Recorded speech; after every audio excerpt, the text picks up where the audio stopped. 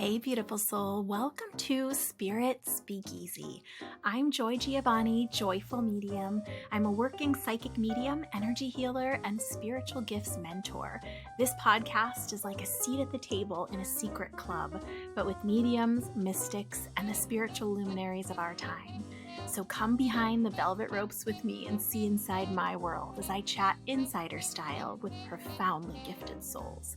We go deep, share juicy stories, laugh a lot, and it wouldn't be a speakeasy without great insider secrets and tips. You might even learn that you have some gifts of your own. So step inside, the Spirit Speak. Hey, beautiful soul, welcome back or welcome into Spirit Speakeasy.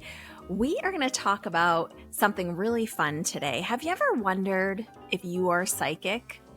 I'm going to talk about what that means, and we're going to go over the 11 signs that you are psychic.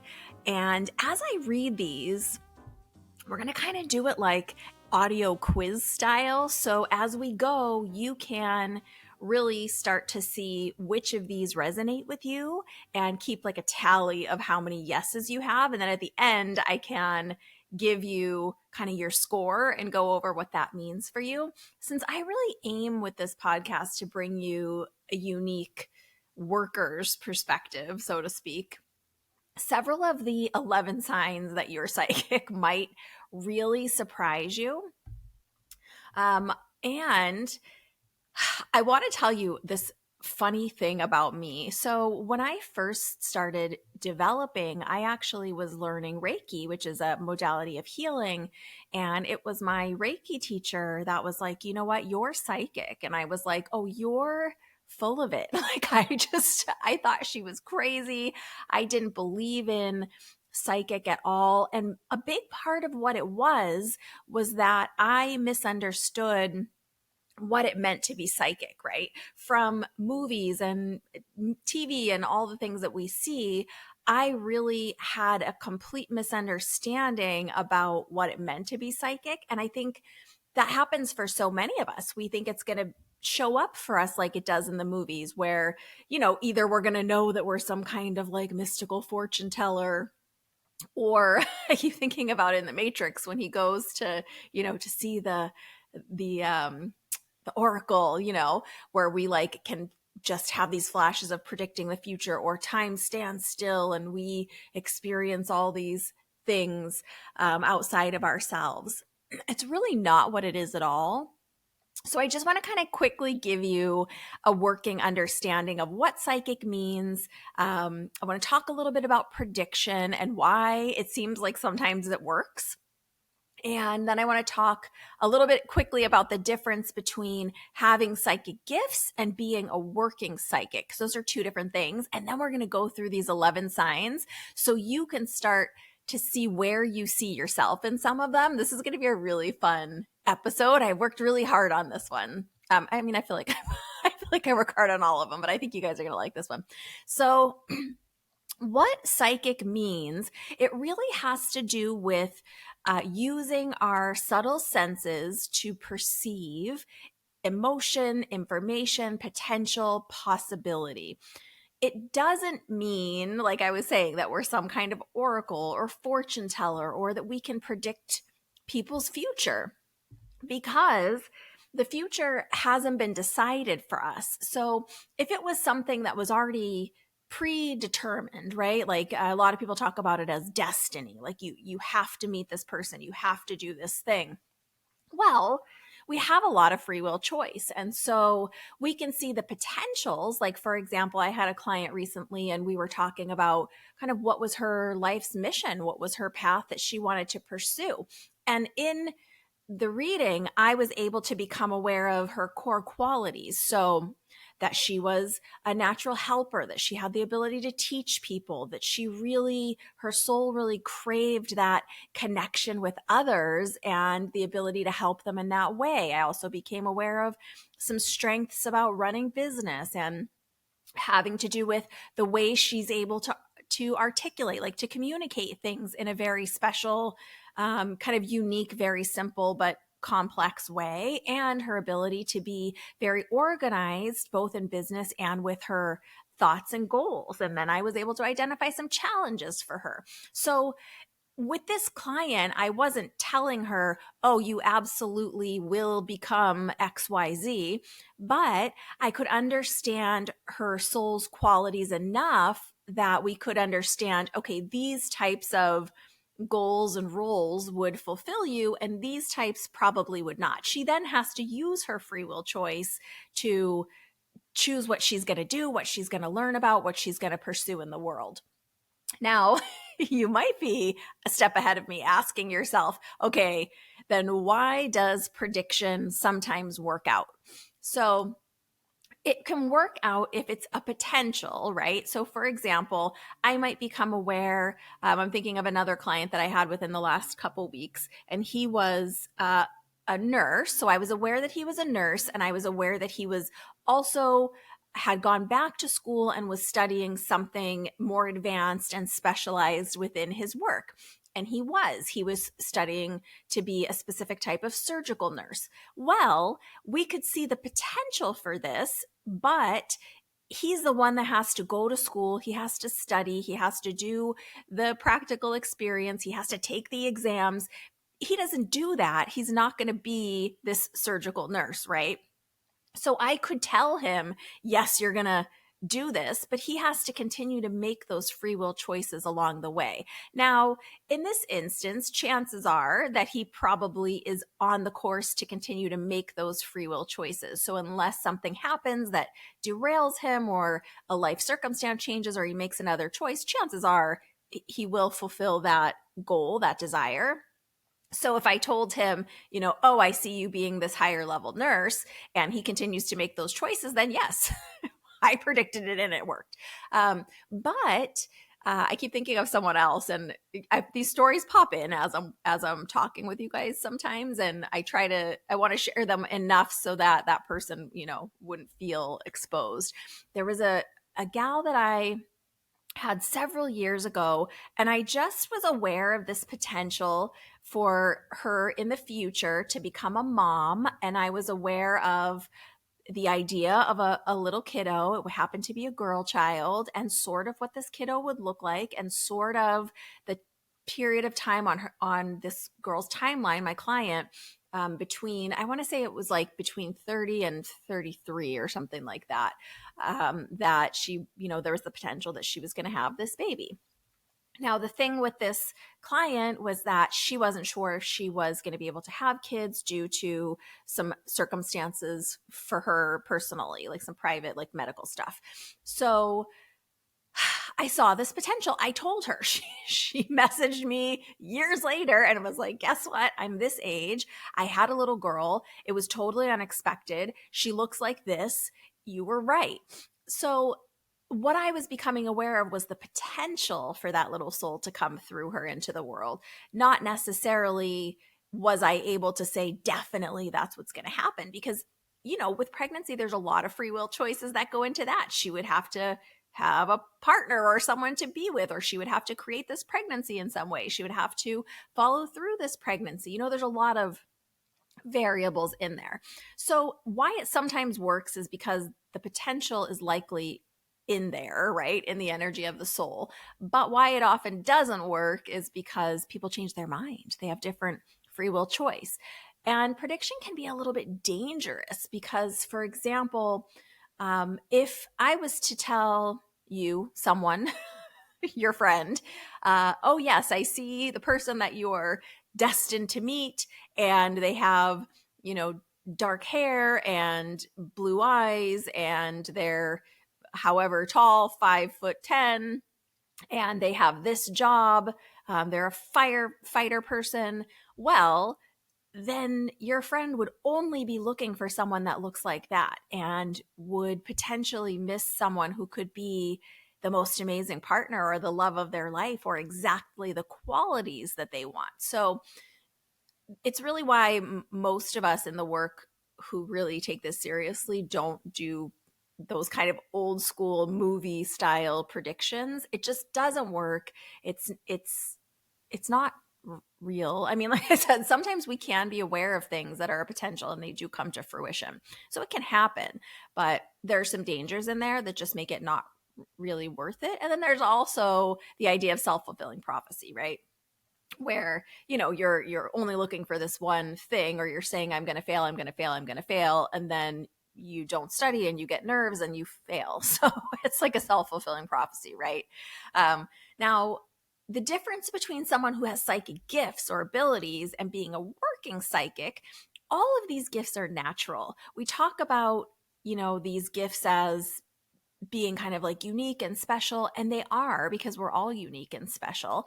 But they are a part of us, whether yours are right on top or they're deeper within, or they're more kind of latent or in the background, or you don't know about them.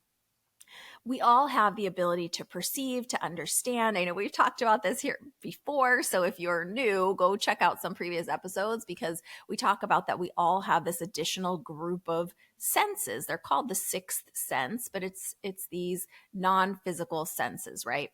Now, to be a working psychic just means that this person, like I have trained quite a bit to learn how to understand how to focus my awareness, right? So am I focusing on towards the spirit world? Am I becoming aware of a person that's not in a body? Am I focusing on my client for a psychic reading and becoming aware of their energy? The things that I'm becoming aware of, does it relate to them? Is it about someone else close to them in their life? Is it that I'm becoming aware of something in the present? Is this something that happened in their past, a memory or a trauma? Is this a potential for the future? So there are some things to learn as far as like how to manage the energy, how to understand, how to discern. And the truth is, being a working psychic and or medium, it's an art form. We're craftspeople. So it's just like any other craft or trade. There are things to learn and develop and understand and deepen. So that's the difference between just having the gifts. Because when people know that you have gifts, like for example, say that you identify with all of these 11 signs and you're like, oh yes, okay, I do all of these things, and maybe you can give advice and guidance to friends, they will take what you say a little more seriously, because they understand that you have some abilities to perceive things that are maybe not, physically able to be seen or understood. So we have a bigger responsibility when we're working and doing a reading for someone. We have a responsibility to have deeper understanding about what it is we're saying, because the guidance that we give, while we're not responsible for making anyone's decisions, everyone's got to make their own choices. If you've ever had a reading from me, you know that. But they're going to consider what we say in their decision making. So there's a little bit of a difference between having these gifts and actually like jumping into being a working psychic. And like I said, what we're actually doing is becoming aware of energy, emotions, potentials, possibilities, and knowing how to work with them and what they relate to. So as I share these 11 signs and you start to see yourself in some of them, know that there are so many different ways that each of these 11 can show up, and that truly we are each unique blends of the way these gifts manifest and move in each of us, combined with our personalities, our life experience, and the things that we've, seen that have happened to us, the places we've been, making each of us completely one of a kind, while also somehow strangely similar as sensitives. So it's kind of an amazing thing. So I'm going to give some different examples for each of these. And as we work through these 11 signs, we're going to jump in right now. Just be in your mind keeping a tally of how many of these you say yes to, how many of these resonate with you, you've experienced something like this, you know what I'm talking about in a personal way. And then at the end, we'll do some tallies, and I'll kind of tell you what it means, however many yeses you got. So the first sign that you're psychic is you feel drawn to content like shows, videos, podcasts, movies, social media accounts, things like that, that feature or explore taboo spiritual topics. And think of shows like Charmed, which is about witches, X-Files, if you're old enough to know that show, which was about paranormal and often like extraterrestrial and that kind of stuff. The Originals, which is about vampires and magic, The Magicians, Harry Potter, which is obviously witches and wizards and magic. Even something like Star Wars, how they talk about the force is with you, the force is strong in this one. That's the psychic energy. So you're drawn to things like that, shows, topics. And it might not even be that you're like, you believe everything about it. It's just that you're interested in it. You're intrigued by it. You're drawn by it because something deep inside of you resonates with pieces of these fiction and fantasy works as true. Sure, not all of it is true and works in our reality, right? I keep thinking of like Harry Potter, where it's like, yeah, we don't have wands and making cups fly around the room, right? But something deep in the core of you knows that the essence of what they're talking about, the essence that there is more energetically, more magic, more connection, things going on behind the scenes, more going on, right? So that is what is kind of speaking to you or calling to you, even if you don't know it. But if you're psychic, chances are, and like I said, it could be different shows. Me, a long time ago, I was I was scared of shows that even talked about anything kind of witchy. Or there's another show that used to be on after Charmed, and I could see the actors and I can't think of what it is, and I never watched it because I was like, oh no, they talk about scary things, I don't want to open those doors. So I was avoidant to certain shows, but then other shows like Harry Potter I thought was super cool, and Disney Magic I thought was I love, you know what I mean, a little bippity boppity boo. And so in that way, I was drawn to kind of the lighter side, but it doesn't matter which piece of it you're drawn to hearing about, exploring. There are even some more like docu-series shows that talk about really taboo spiritual subjects around death, around reincarnation, around there's my mentor, Andy Bing, is in one that's on Netflix right now called Surviving Death. So you're kind of drawn to, intrigued by, interested in shows or information that explores these type of spiritual or taboo topics because something deep in you know that there's more going on. And that's a yes or no for you. Okay, number 2 of these 11 signs that you're psychic, you're an empath, which also in this category is there are a few other terms. I'm going to give them to you and then I'm going to explain what they mean, but I don't want you to get too stuck on these terms. I don't tend to love labels like this, but they exist out there. So we're going to go over them. So you're an empath. I'm going to tell you in just a sec what that means. And also in this category under this umbrella are things like indigo child, rainbow child, crystal child, old soul. I think we all know what an old soul is. I've been called an old soul my whole entire life. It just means that there's something a little that feels like it's not your first go around, right? It feels like, oh, this kid's got deeper wisdom or bigger words, or they just know things somehow. If no one's ever called you an old soul, think about who you know in your life that feels like they have wisdom beyond their years, or there's something about them that doesn't feel brand new here.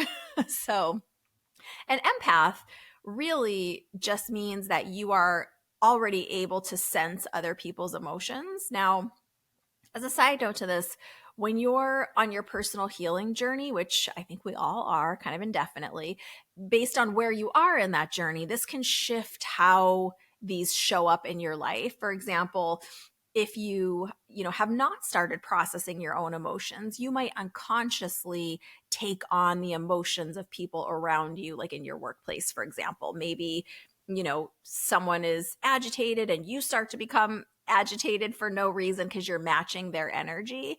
This can happen even if you've got no experience with any of this in kind of an unconscious way. Or if you're someone who has been working on your own emotions or your own processing, and you're consciously perceiving the situation and choosing, oh, okay, I feel that emotion in the room. I feel that somebody's irritated. Am I irritated? No, I'm not irritated. Okay, that's theirs, not mine. I'm going to leave it there. So that's a more conscious way of doing it. But we are sensitive beings, whether we identify that way or not, and our auric field, our personal space bubbles going out ahead of us and discerning information all day long. So you might be in a meeting and kind of feel the energy and excitement in the meeting. And then there might be someone else in that meeting that you feel like, oh, okay, hang on, like this person is not, something's going on here. It's not the same. So empath is just being able to be sensitive to feel and understand other people's emotions. I use that word feel carefully because for some people, they can like feel it as if it's their own emotion. They get confused and they don't know, but they just feel it as if it's their own emotion. For other people, that word feel is too strong. It's a very subtle sensing or understanding. It's not something that's like as strong as your own feeling for some people. So that's what an empath is in a nutshell. The other terms I'm going to go over kind of quickly, they're quote unquote new age, and they have some overlap. The first one is indigo child, which is a term that was coined by a woman named Nancy Ann, I think it's Tappe or Tape, it's Tappe, perceived she was psychic, but also a psychologist or therapist of some kind. And she perceived an actual dominant indigo color in the auric field of children or people that she termed indigo children or indigo kids. And they call them that even when they're grown-ups too, which is a little misleading. Really, I'm going to give you a quote. Gifted children on a clear mission to challenge and shift reality first began appearing in the 70s. Beyond psychic awareness, they're highly driven and creative with a perception that sees through the established norms of society. Old souls, indeed, their mission is clearly laid out to shake up the modern world and pave the way for the future generations to create greater peace and harmony for all. That is written by someone named Andy Murphy, and it's for the website Gaia.com. So I will link that article in the show notes so you can check out more of the signs of being an indigo child. There's so much overlap in these terms, though. I would encourage you not to get attached to having like needing a label like this for yourself, because I think we all fit in lots of these categories. So that's indigo child. Crystal child is essentially a very similar thing, but born more 80s and 90s. They are said to tend to be like impulsive. They don't hide their feelings. They're very loving and often highly intuitive from a young age. They can easily experience sensory overload. So they can be really sensitive to loud noises or too many people. They can need their alone time. They're very sensitive and they're also very forgiving. So it's kind of thought that not all, but many crystal children are born to indigo children who then have children, and they're these crystal children born in the 80s and 90s. And then the third one is rainbow child, which in the new age of it all is kind of said that they're born 2000 and after. And again, since these are new age terms, they're not like scientific terms, and there's quite a bit of overlap in the explanations of them. Crystal children are thought to be impulsive. They also don't hide their feelings. Rainbow children, colorful, creative, full of energy. They can kind of sense or like read people's emotions. They tend to be highly intuitive. They have huge hearts and they bring joy and harmony to like their families, their communities. The rainbow children are said to be, I keep thinking of my daughter, shout out sis, love ya. They can be a little bit in their own world sometimes and just in their own thoughts and in their own world. They're thought to develop speech often a little bit later and communicate often without words. So whether that's like telepathically or whether it's that they are kind of letting people know with their emotions what they need without communicating with words. And they're just incredibly sensitive, colorful, creative, emotionally deep souls, these rainbow children. So that's essentially what those are. So in this second sign that you're psychic, you're either an empath, like feeling and perceiving emotions in people and situations around you, or you would have heard terms like indigo child, crystal child, rainbow child, old soul. I think most of us probably identify with empath and old soul, but I wanted to give you those others just in case. So if any of that resonates with you, you're a yes on number 2. Okay, the number 3 sign that you're psychic is you feel strongly drawn to or resistant against. That's an important part. Spiritual pursuits like religion. This could be Eastern, Western, pagan, any religion. theology, spirituality, the study of different religious systems, for example, being interested in higher power and wanting to understand a connection to something greater than you as an individual. Something deep inside of you recognizes the vibrational truth that there is more connection here to something greater than you as an individual. Now, what that something greater is that you want to pursue or learn about isn't really the focus here. It's just the knowing itself. So it doesn't matter what religious system you feel called by or you feel resistant to. It's just this idea, this knowing, this deep vibrational truth that there is more connection here, something greater than you as an individual going on. And I'll tell you a story for me. So I went to Catholic school when I was little. My parents weren't particularly Catholic, actually, but it's when I first remember starting to physically feel sensations. I've heard them called like angel chills or different things like that. That those words don't really resonate with me, but and a lot of I'm from Boston, and in Catholic churches, a lot of the services, at least segments of them, were done in like Latin. So I didn't even understand what they were saying. And I was like under 10. So I was little.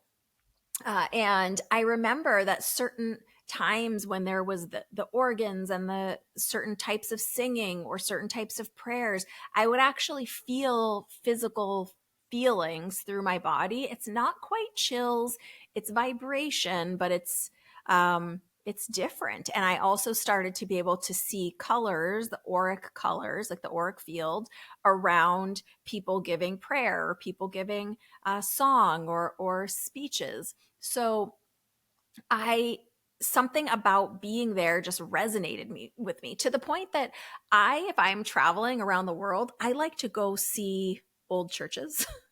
And again, I don't identify with that religion. I quite frankly don't agree with some segments of it and some pieces of it, as I think a lot of us feel. But I was able to start feeling something that I knew, even as a little kid, deep in my bones and my soul, was true, and that there was some connection here or something here that I wasn't aware of in other places. Now, to this day, a lot of people don't know this about me, I still collect rosary beads, even though, like I said, I don't identify as Catholic. So it can be something like that. And it can be a particular resistance to religion as well, depending on the system that you were raised in. Some people become, and I probably fall under this category too, incredibly resistant to organized religion, because what happens is the energy, the emotion, that feeling, that something deeper that we feel and sense and know to be true can often not exactly match up with like the rules of man, like the things in the book they tell you and who's allowed to be here and who's not allowed to be here. Sometimes for a lot of us, that those two things don't match. The energy of that pure love, that feeling of connection, of something greater, of higher power, doesn't always match with the judgmental side. So it's also common in this third sign to feel resistant against some of these religions. So if that resonates for you, that's a yes. The fourth sign that you're psychic is you feel a connection to nature, and a connection between nature and like something more, divine order type thing. Now, I laugh at this one because I have a friend who jokes about this. She's an amazing psychic and medium, and she always says like she's not into nature. She's allergic to a lot of nature, but this can show up in so many ways. This can be, yes, that you love to be outdoors or that you want to go hike and hug a tree, sure, but it doesn't have to. It can also show up as the awe of the energy of a storm in the air. I have a friend who really loves that feeling when a storm's coming. There's a different energetic feeling for her. It can be the sacred appreciation of the beauty of the turn of the seasons as it changes from that frosty winter into that first bud on the tree of spring.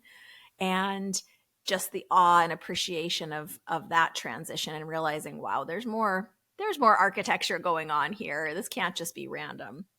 It can show up as the love of crystals, or in my case, often even plain stones or rocks or shells.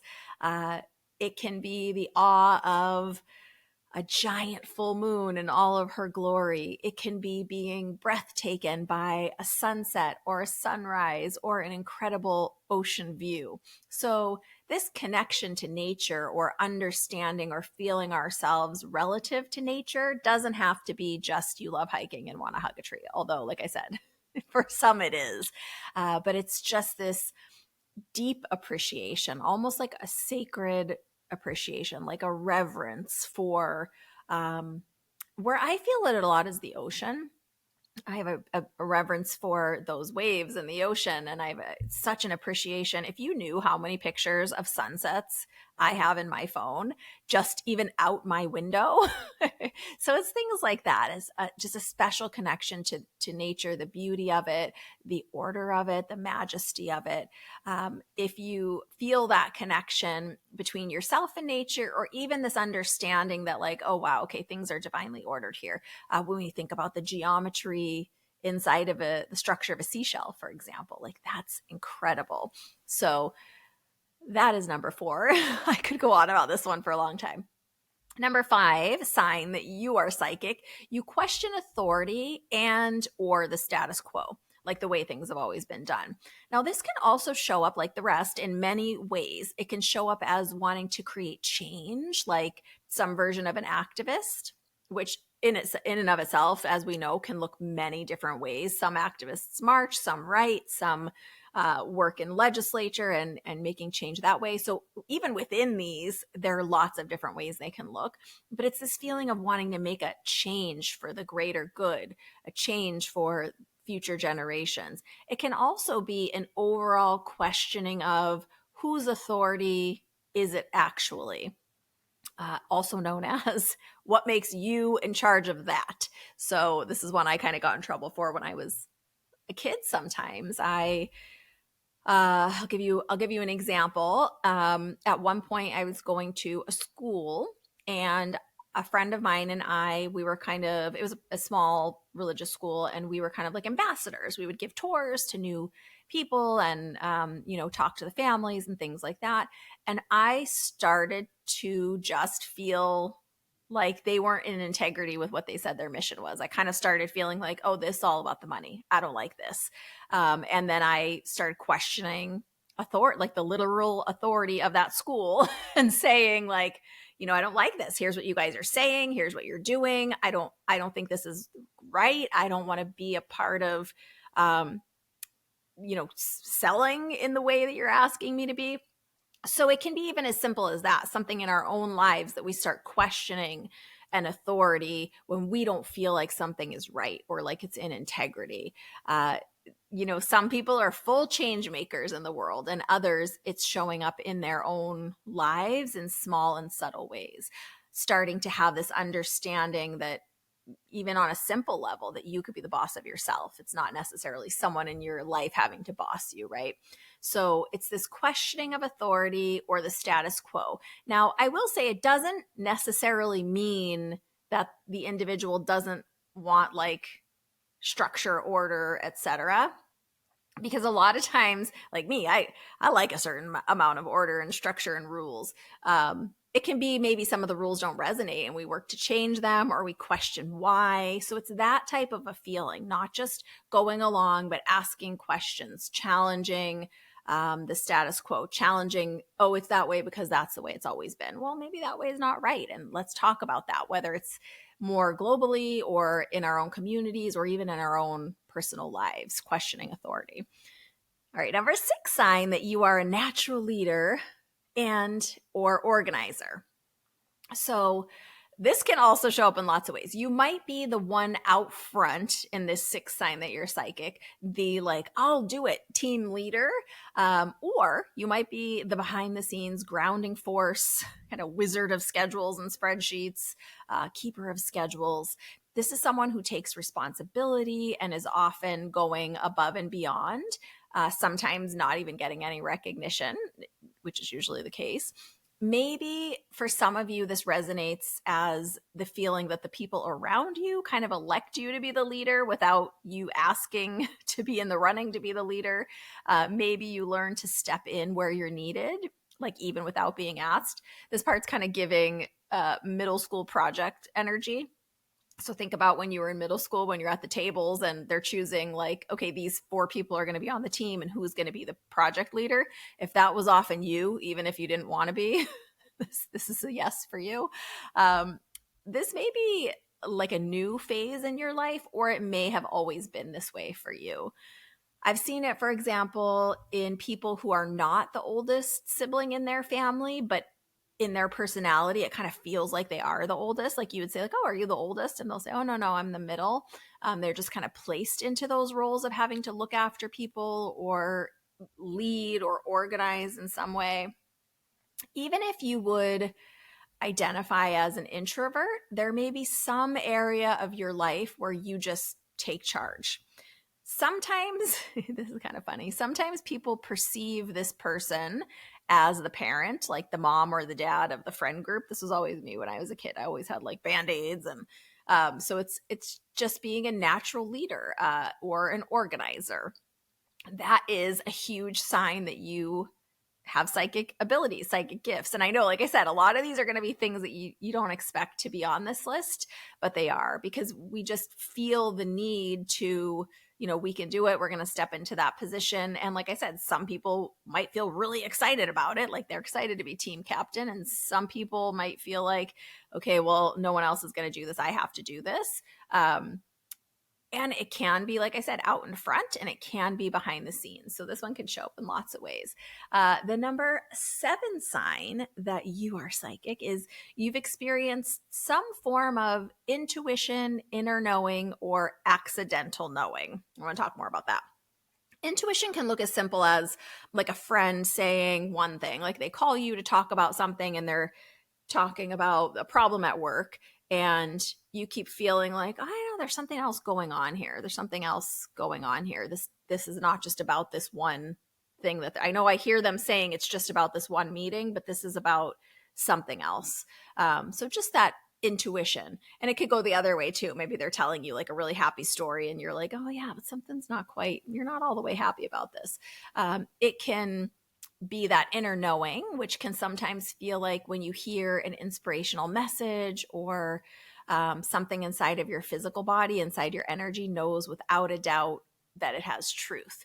It could be like written word or spoken word or music. It's just this inner knowing, this inner resonance. I think now we see it a lot as like those quotes, those inspirational quotes, and it could resonate just really deeply with you as an inner knowing of truth, kind of universal truth.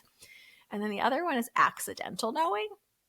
This is this can be really simple. This can show up like thinking of someone and then suddenly they call you, or your phone's ringing and then before you see the phone or pick it up, you say, "Oh, you know what? That's so and so." It just pops into your mind kind of out of nowhere. It's accidental. You're not intentionally trying to figure out who it is. It just kind of pops in there. Now this is funny because when I was thinking about it, this used to happen to me sometimes when I was a kid, when we had phones that were attached to walls inside of our house. And now a lot of times we know who's calling because we see it on the picture or on the caller ID.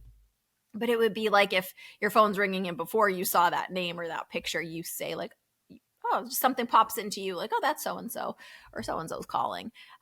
Or like you just think of them and then they're calling. That's an energetic connection essentially. Now, I've also seen this happen, for example, have you ever had the experience of just like knowing a factual detail about someone that you just shouldn't know?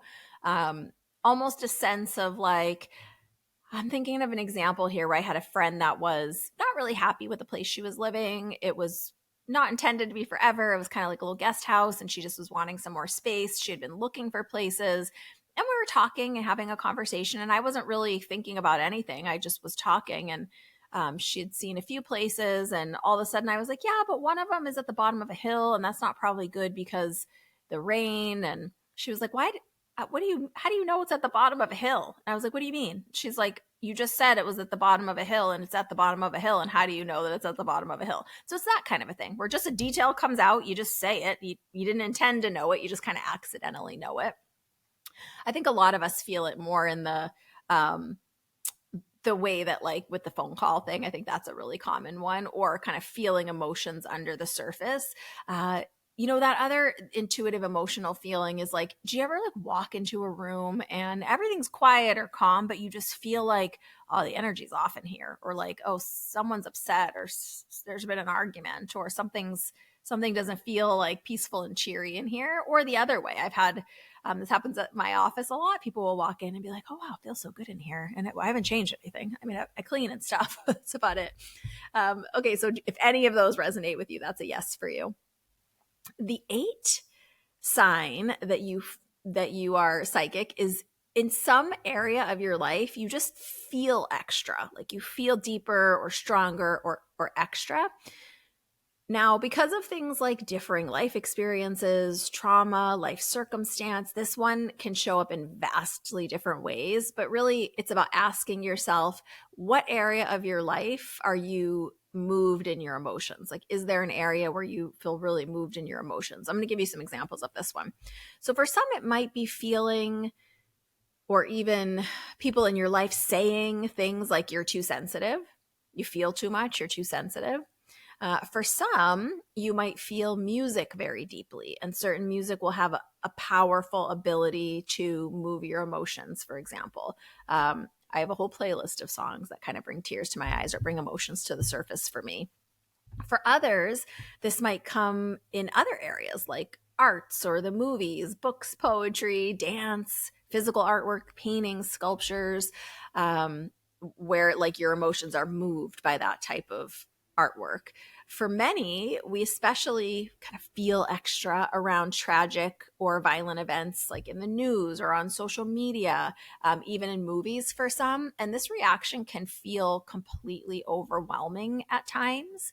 I tend to not be able to see pictures like that. I'll kind of get the story either through hearing the story or reading the story, and I don't like to see the pictures, the graphic pictures, because I feel like I'm aware of so much more than just what's in that photo, and I can actually feel the emotions, and it can be, like I said, completely overwhelming at sometimes. I feel really strongly in that way.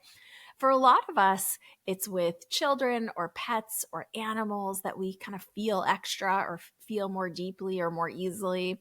For others, they find emotions of passion in their work. Right? It doesn't have to just be like happy and sad emotions. It could be passionate emotions. It can show up as emotion in sport. Maybe you are into a sport or you play a sport and it really invokes the emotion in you.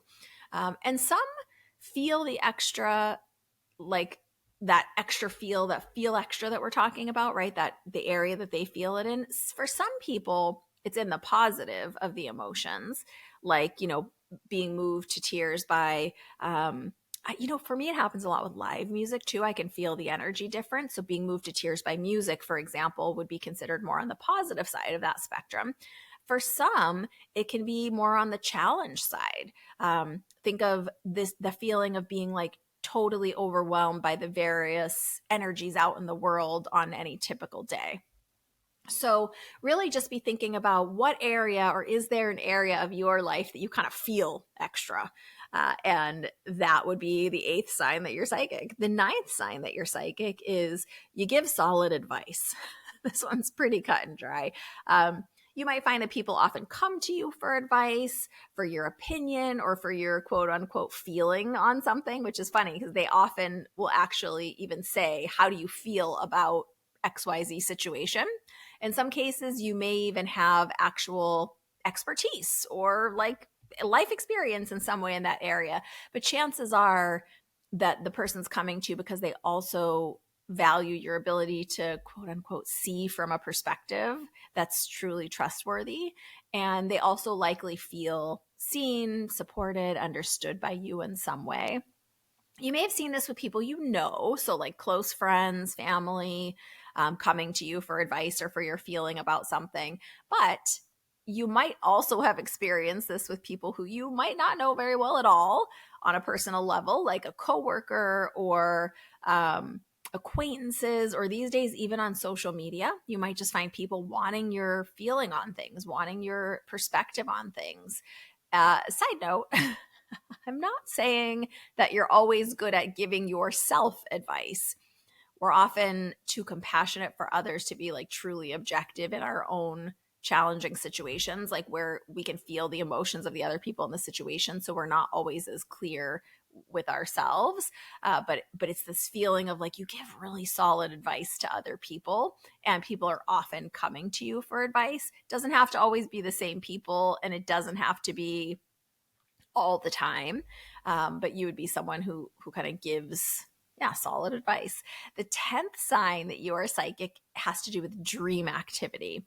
This one occurs on a spectrum, and we're all unique. So before you get all up in arms about your dream activity, for some, they have access to lucid dreams. That's like where you can move around and make choices, and you know you're dreaming, and you can decide, oh, I'm going to open this door and go into this room now, or oh, I know I'm dreaming. Let me see if I can fly.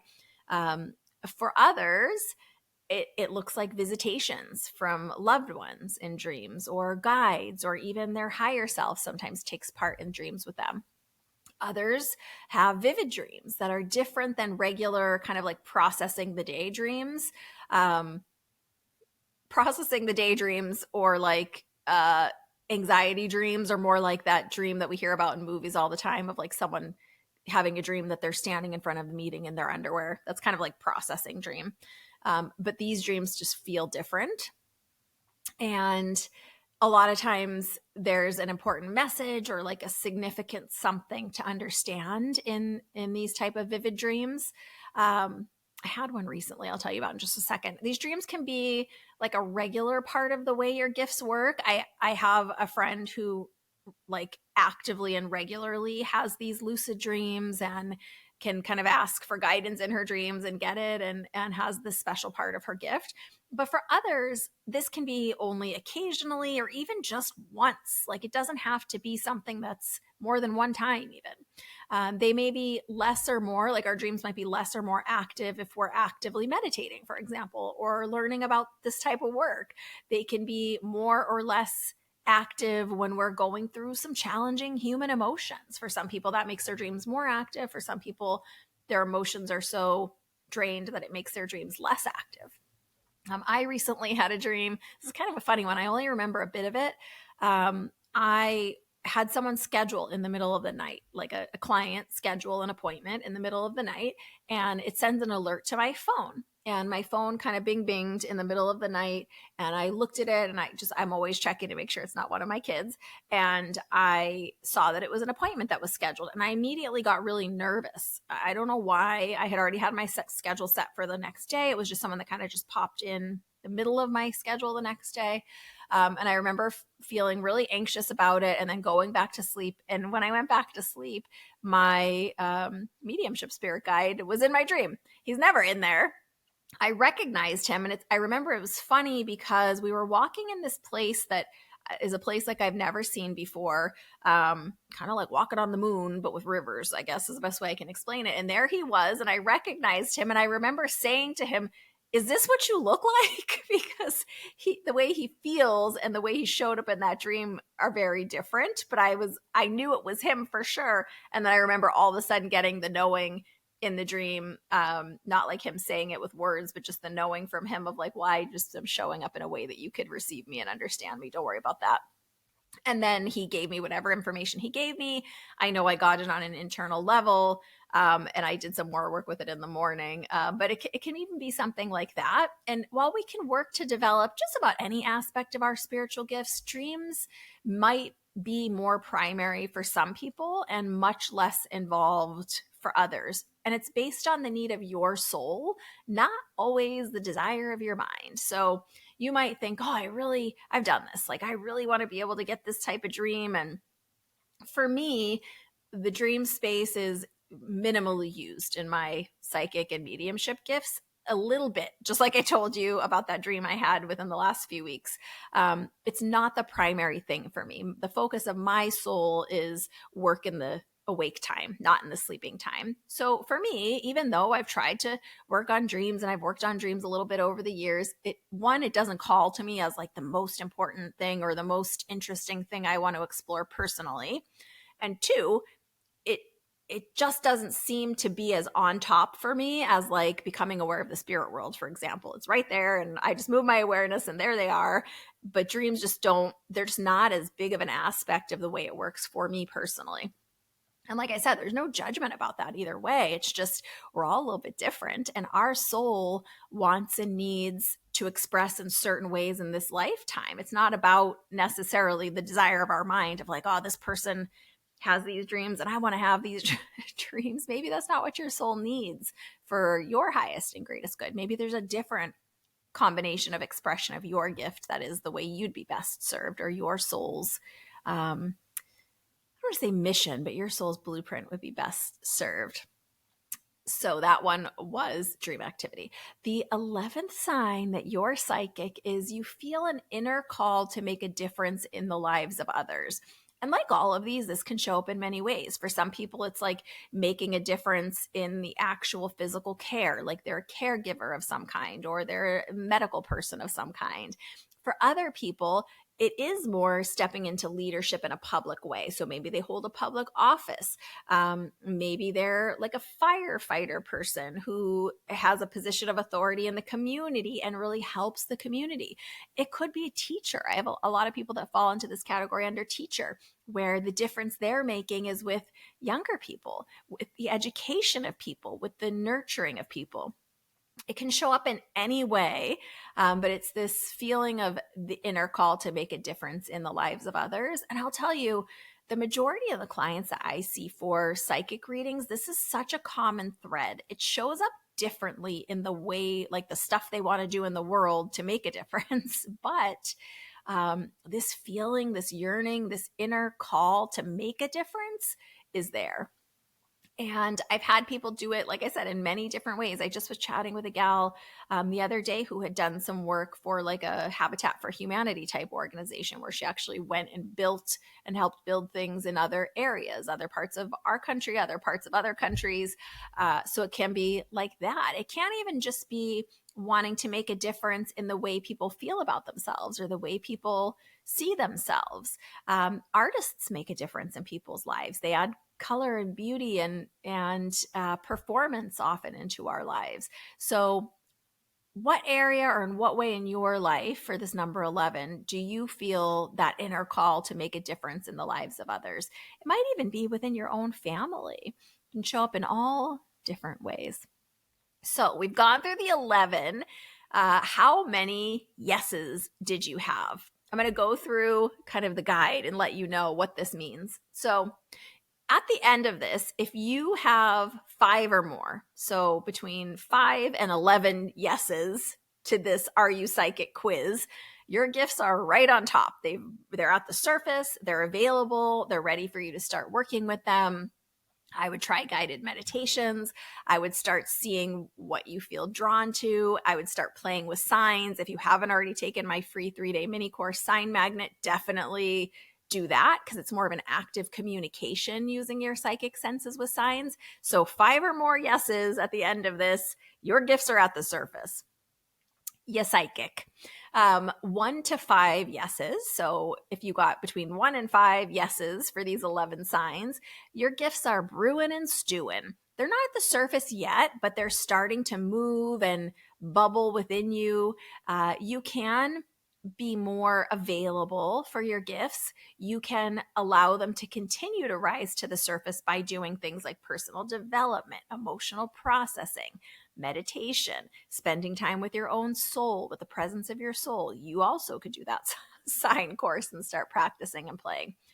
If you are someone that had none, all of these you said absolutely no to, nothing of it resonated with you, you had 0 at the end, it doesn't mean that you don't have any of these gifts and abilities. It just means that they're deep, deep within. And probably there are several emotional layers to peel back. There's investigating to do about why you don't believe this about yourself. That could have to do with worthiness. It can have to do with how you view yourself or what you think you are able to have in the world. So it doesn't mean you don't have them if you don't say yes to any of these. It just means they're deep within. If that's you, I would go more the emotional processing route. You've heard me say it a million times. I think therapy is very, very profound for people. It's about finding the right therapist for you if that's within your means. There are lots of amazing books out there, and even just hanging out here with us on the podcast and starting to understand these topics more, starting to let your heart and mind open a little bit more to them can help these gifts rise to the surface, can help you learn to consider these topics and play with them. And you might find that over time, more and more of these things resonate with you. So let me know how many of these you got. How many yeses did you have? You can email me, joy@joyfulmedium.com, or you can call in to the hotline and tell me about your experience, 305-928-5683, if you'd rather leave a voice message for me, 305-928-LOVE. 305-928-5683 is the call-in number. And let me know how many of these signs that you're psychic resonated with you. So I hope this has been really informative. I have a feeling you've been surprised by at least some of these because they're not the maybe necessarily things we think of when we are wondering if we're psychic or not. Hopefully you are feeling more confident in your gifts and abilities and knowing that you've really got something there to start exploring. So like I said, let me know how this resonates with you. Big hugs, lots of love. Thanks for spending this time with me, psychic friends. I will see you inside the Spirit Speakeasy next time. Bye for now.